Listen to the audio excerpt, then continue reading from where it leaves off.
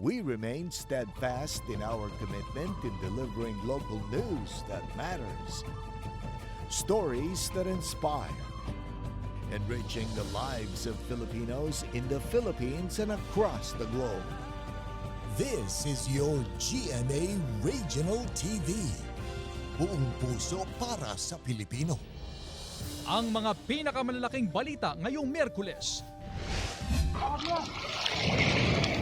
Mangingisda nailigtas matapos tumaob ang bangka sa dagat ng Pasukin, Ilocos Norte. Iba't ibang simbahan sa North Central Luzon dinagsa ng mga deboto ngayong Ash Wednesday.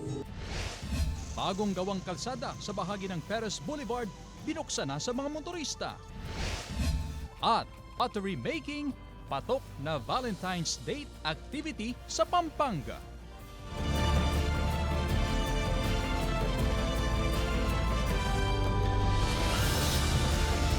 Ito ang GMA Regional TV 1 North Central Luzon.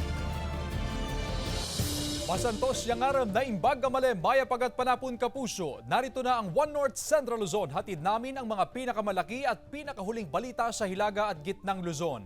Live mula rito sa GMA Dagupan Station, ako po si Chris Zuniga. Iba't ibang simbahan sa North Central Luzon dinagsa ng mga deboto ngayong Ash Wednesday na hudyat ng Kwaresma. Ang detalye ihahatid sa live report ni Jasmine Gabriel Galban. Jasmine? Chris, ngayong Ash Wednesday, tuloy-tuloy isinasagawang misa sa iba't ibang mga simbahan sa probinsya ng Pangasinan.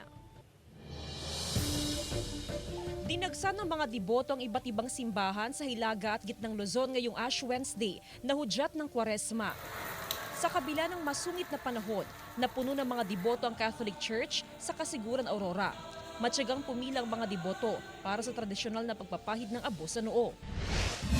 Daan-daang empleyado ng provincial government ng Pampanga ang dumalo sa misa para sa Ash Wednesday. Gawang kabanalan nito, no? Ang pag-ayuno or fasting and abstinence. Ibig po sabihin ay kailangan tayo talagang umiwas, no? Hindi lamang po sa pagkain. Napuno rin deboto ang St. James, the Elder Cathedral sa Bangued, Abra. Kasabay ng pagsisimula ng Lenten season ngayong araw ng mga puso, mahalaga raw na lalahanin ang hindi matatawarang pagmamahal ni Jesus sa sanlibutan.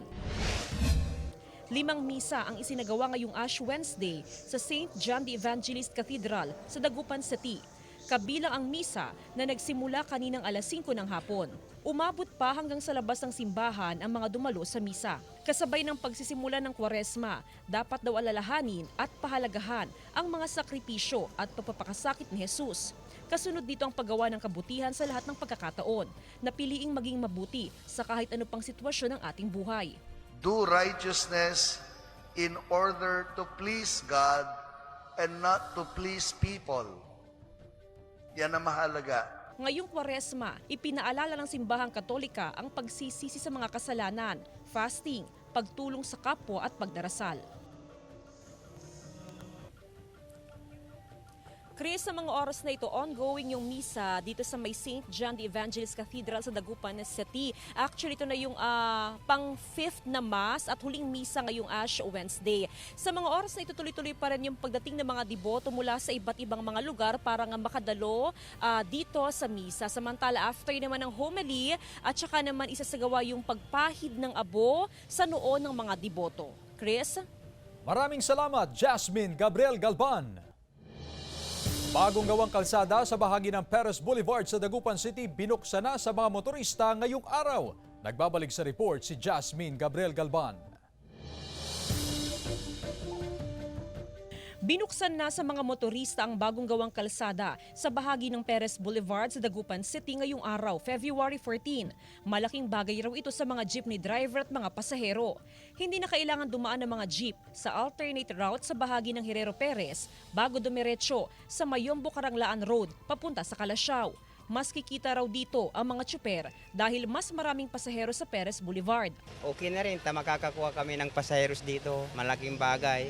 Malaking ginhawa naman sa mga pasaherong gaya ni Jam ang pagdaan ng jeep sa bagong gawang kalsada. Okay yung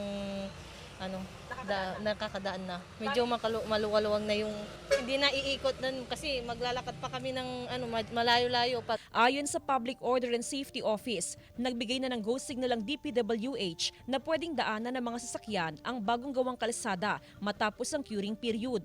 Malaking tulong ito para maibsan ang mabigat na daloy ng trapiko.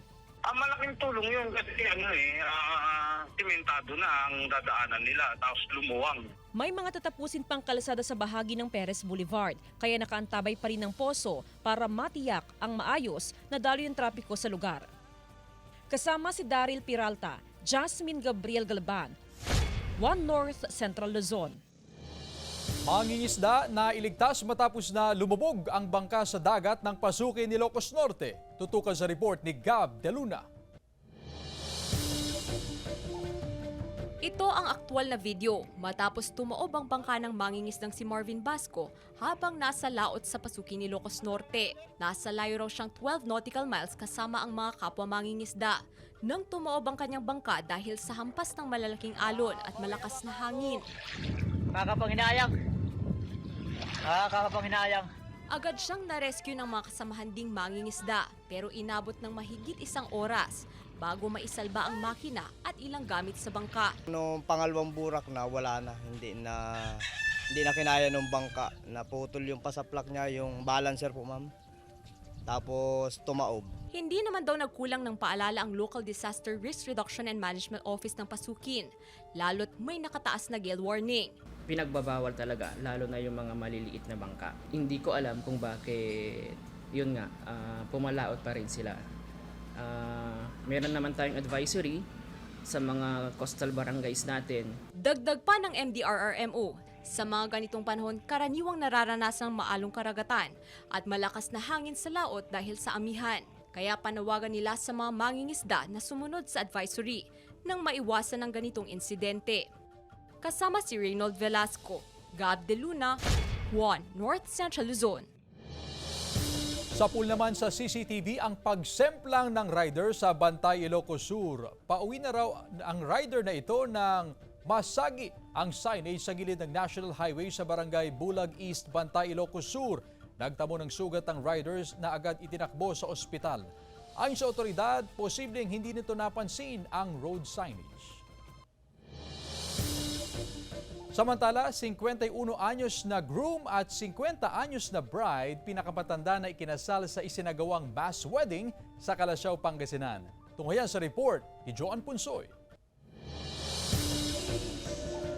Naging espesyal ang selebrasyon ng Araw ng Mga Puso ng 65 magsing irog mula Calasiao, Pangasinan. Sa araw na ito, sila'y nag-isang dibdib sa pamamagitan ng mass wedding na programa ng lokal na pamahalaan. Ang 51 taong gulang na si Rafael at 50 taong gulang na si Janet ang pinakamatanda sa mga ikinasal. 11 taon na silang nagsasama. Masaya po, madam. Matagal ko na pong kahilingan to. Kasi po ito po yung hinahangat ng isang babae, yung makasal. Kasi siya bang habang buhay ko eh. Kasi itong kasama ko sa buhay kasi. Pinakabata naman si Jessie, 23 anyos, at Charmaine, 19 anyos. Meron na silang isang anak. Masayang magpakasal dahil kasama ko na siya.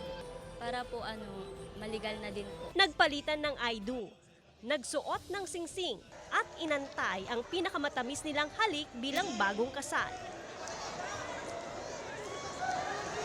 Para maging legal na magsama sila, may blessing na ang Lord at saka yung batas natin. Number 2 is para sa anak nila. Kasi pagkasal na sila, isusunod nating i-process yung legitimation ng mga anak nila. Nasa 334 na pares ang sabay-sabay na ikinasal sa mass civil wedding sa Gapan City, Nueva Ecija. Isa sa mga nagpalitan ng I do ang childhood sweethearts na sina Bonifacio Matias, 77 years old, at Natividad Matias, 76 years old. Nataon ito sa kanilang 50th wedding anniversary. Renewal of vow raw ang pagsali nila sa mass wedding. Kaya sinamantala nila ang kasalang bayan na sagot lahat ng LGU. Mula sa venue, gown, barong, pati wedding ring at regalo, lahat libre. Tinapos ang kasalang bayan sa pamamagitan ng fireworks display. Layon daw ng programa na maging legal ang pagsasama ng bawat mag-partner para sa kanilang benepisyo at ng kanilang mga supli. Joan Punsoy, One North Central Luzon.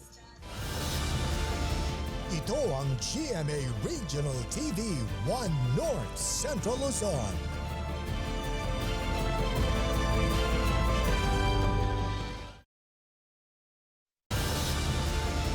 Ito ang GMA Regional TV 1 North Central Luzon.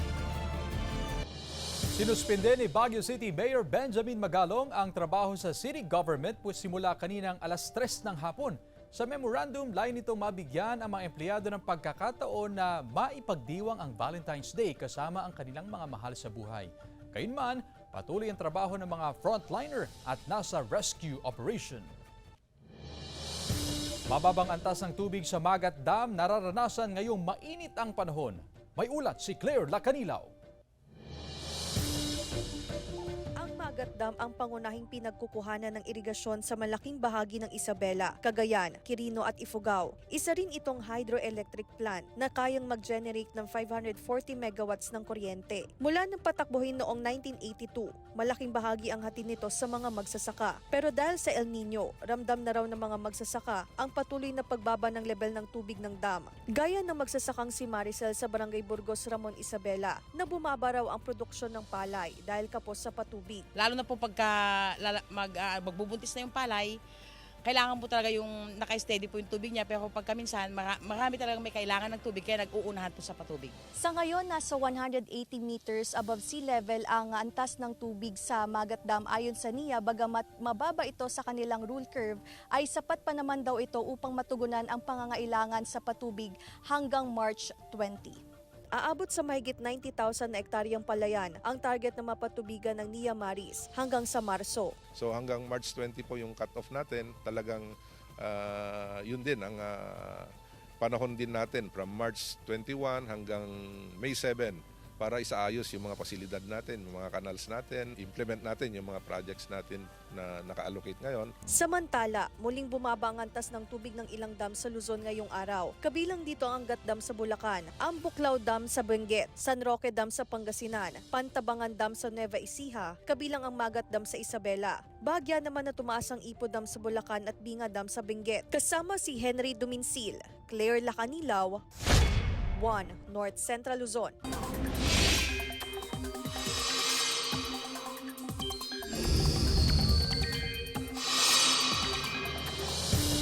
Pinakamababang temperatura sa bansa ngayong araw ng mga puso na 14.8 degrees Celsius na itala sa Baguio City.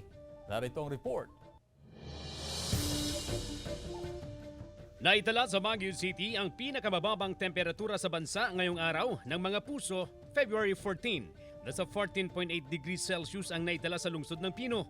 Tagos din sa buto ang lamig sa La Trinidad, Benguet sa naitalang 17.1 degrees Celsius.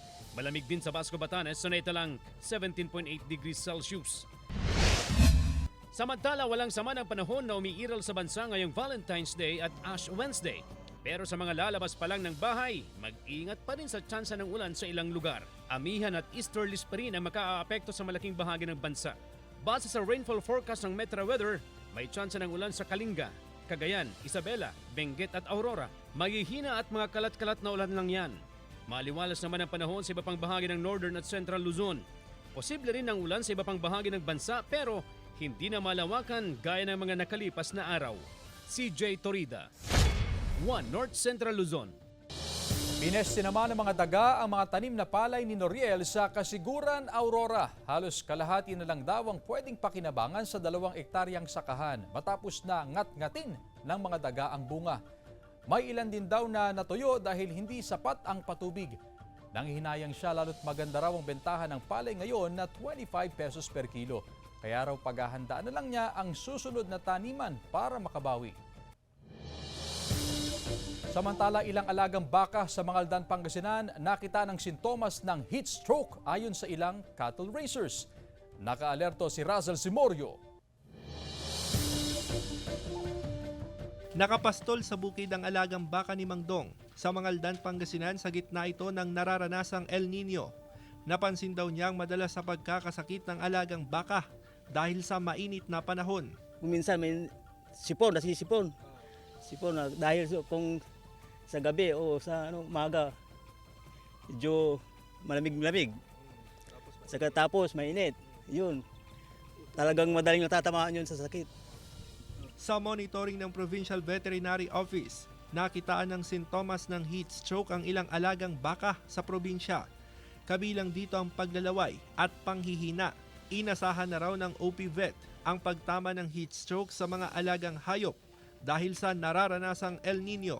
Siyempre, pag mait ang panahon, ang kalaban po natin yan sa extreme heat, sir, ay yung heat stroke. Pwede nating sabihan o inform ang ating mga racers o kababayan natin may alaga na maging maingat po ngayon. Pero batay sa monitoring ng Department of Agriculture Region 1, nananatiling matatag ang supply ng livestock sa rehiyon. Patuloy ang monitoring ng OPVET sa mga alagang baka. Dapat well-monitored yung mga alaga nilang hayop. Pangalawa, provision of tubig na inumin. Nasa 380 pesos per kilo ang presyo ng karne ng baka sa mga pamilihan sa Pangasinan. Kasama si Jing Dakanay, Russell Simorio, One North Central Luzon. Lingguhan ang isinasagawang clean-up drive sa Barangay Malabago, Calasiao, Pangasinan. Kasabay ng programa ng barangay na Barangay Kalinisan Day o Barkada. Bahagi na rin daw ito ng ipinatutupad na road clearing operation ng DILG. Malaki raw ang ambag ng mga residente sa pagpapanatili ng kalinisan sa barangay. Ipinakilalang Sparkle 10 sexy and classy sa kanilang photoshoot. Tungayan sa report. Summer ready na ang sizzling hotness ng Sparkle 10 na ipinakilala ng Sparkle GMA Artist Center. Sa pictorial pa lang, sexy yet classy na sina makiling stars El Villanueva, Rabia Mateo, unang hirit host, Shuvi Trata. Di rin pahuhuli si asawa ng asawa ko star Lizelle Lopez, Shining Inheritance star Kate Valdez. Running Man Philippines runner Lexi Gonzalez, Sparkle stars Ashley Ortega at Lian Valentin. Pati ang new generation of sangres na sina Angel Guardian at Faith Da Silva. Sulit naman daw lahat ng preparation dahil dito makikita na nag-level up ang pagiging young, sexy and empowered ng mga kasama sa Sparkle 10. Aabangan din ang masaya at makulay na Kapuso Fiesta sa darating na Sabado, February 17, 3 p.m. sa Sunshine Park, Baguio City. Makikibahagi sa saya ng Panagbanga Festival 2024 ang cast ng asawa ko na sina Kapuso Total Heartthrob, Raver Cruz, talented actress Jasmine Curtis Smith, Sparkle Beauty Lizelle Lopez at Martin Del Rosario. Tara na sa Baguio mga Kapuso! Joan Punsoy, One North Central Luzon.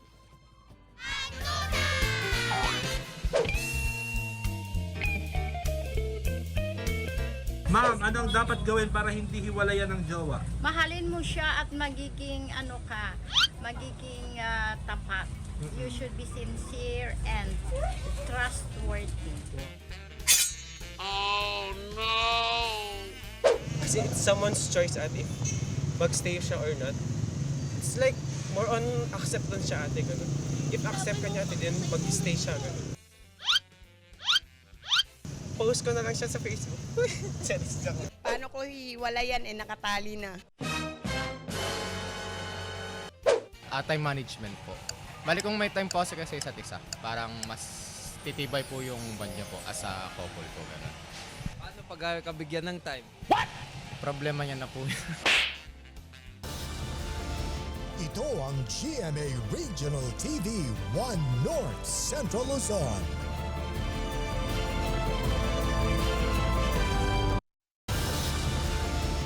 Ito ang GMA Regional TV 1 North Central Luzon. Binulabog ng bomb threat ang Nueva Ecija University of Science and Technology o NEUST alauna 15 ng hapon kahapon. Nakatanggap daw ng bomb threat sa pamagitan ng email ang main campus ng eskwelahan. Kaya agad ipinag-utos ng pamunuan na kansilahin ang klase sa 13 campus ito sa lalawigan. Agad namang rumesponde ang Explosive Ordnance Division ng Cabanatuan City PNP at napag-alamang negatibo ang impormasyon. GMA nagbabala laban sa scammer na kunwari ay may pa-audition para sa Encantadia sequel. Narito ang report. Sa laki ng production at ganda ng takbo ng istorya, di maikakailang marami ang gustong mapabilang sa cast ng sikat na Kapuso series na Encantadia. At ngayong magkakaroon ito ng reboot na Encantadia Chronicles Sangre, babala ng GMA Entertainment Group, mag-ingat laban sa nagpapakilalang konektado raw sa GMA Network at tumatayang promotor na mga peking audition sa naturang serye. Ginagamit daw ng mga scammer na ito ang pangalan ng kumpanya online, hindi lang para manghingi ng pera, kundi para sa iba pang mas mabigat na dahilan.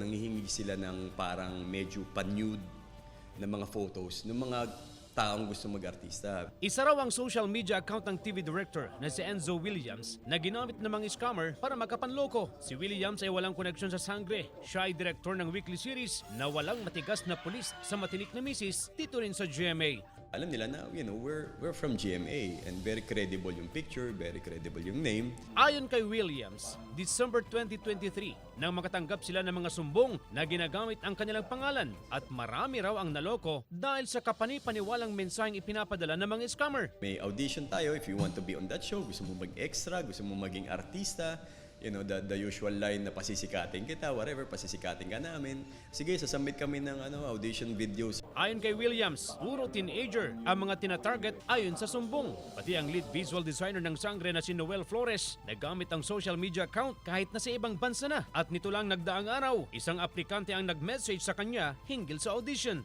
Nagpapakonfirm kung tuloy daw yung Wednesday contract signing and fitting. Sabi ko, para saan to? Hindi ko alam to. Baka maling tao yung message mo. So nag-screen cap siya ng image ng parang profile picture ng kausap nila through Google Meet tsaka Telegram. Lumalabas talaga.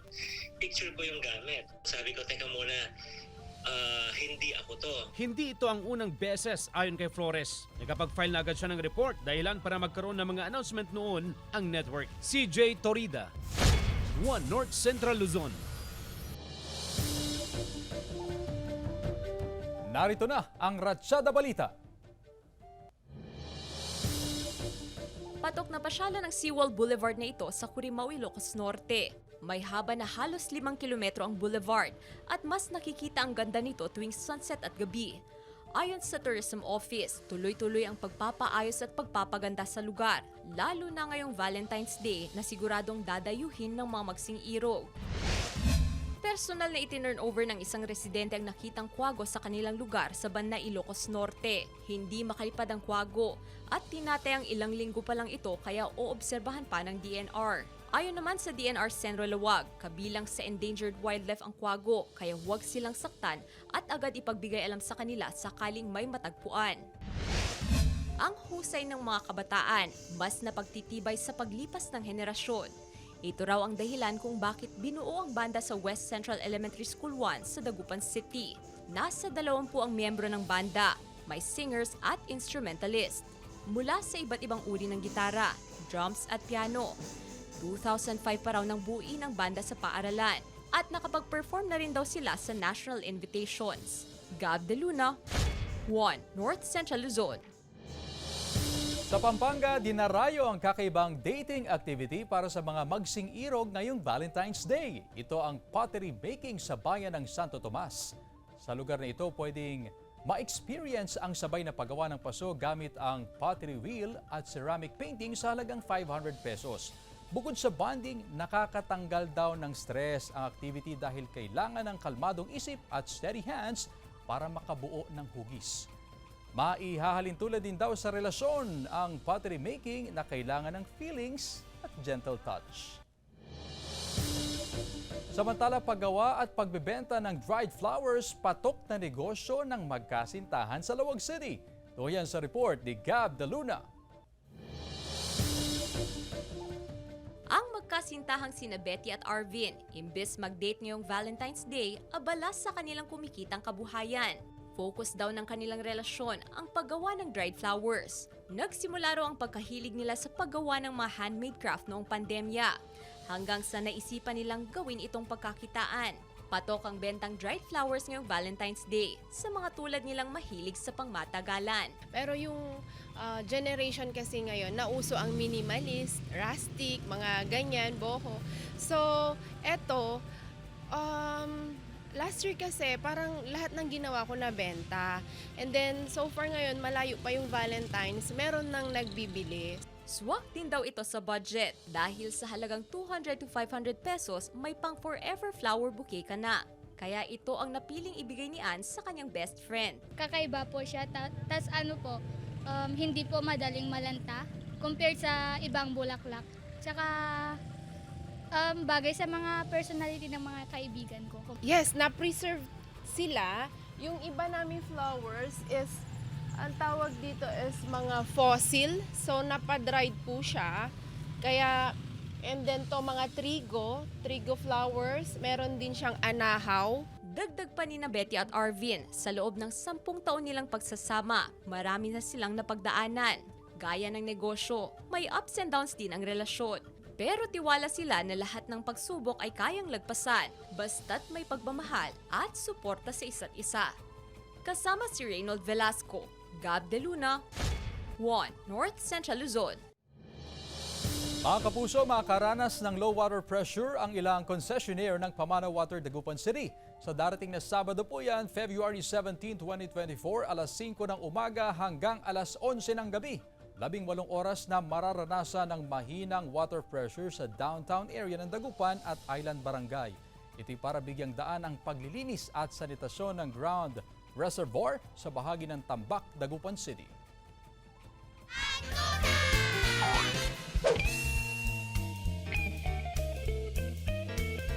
Ating tanungin ko lamang, ano ang dapat mong gawin para hindi ka hiwalayan ng jowa mo? Ano, maging loyal ka lang. Para lagi lang kayong masaya. Okay. Loyal ka naman? Siyempre po. Yung jowa mo loyal?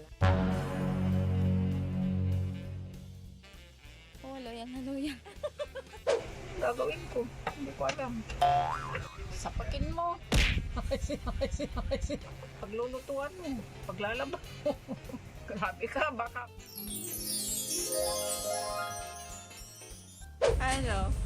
Maging loyal ka sa kanya. Then, bigyan ng time. Probably treat him right. Yeah. And do what I can to make him stay.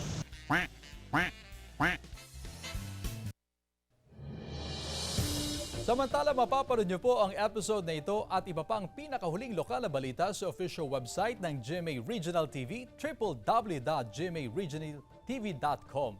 Pwede rin kayong bumisita sa aming official YouTube channel, GMA Regional TV, at i-click ang subscribe button para sa pinakamainit na balita mula sa mga rehiyon. Nais din naming pasalamatan ng mga kapuso sa Hilaga at Gitnang Luzon, maging ang mga kapuso natin abroad. Dahil sa GMA Regional TV, local news matters. At yan ang mga pinakamalaki at pinakahuling balita sa Hilaga at Gitnang Luzon. Maraming salamat sa pagsama sa amin pati na ang mga kapuso sa ibang bansa na tumutok sa mga balita sa rehiyon. Ako po si Chris Zuniga. Kami ang GMA Regional TV, 1 North Central Luzon. Buong puwersa para sa mas malaking misyon at mas malawak na paglilingkod sa bayan.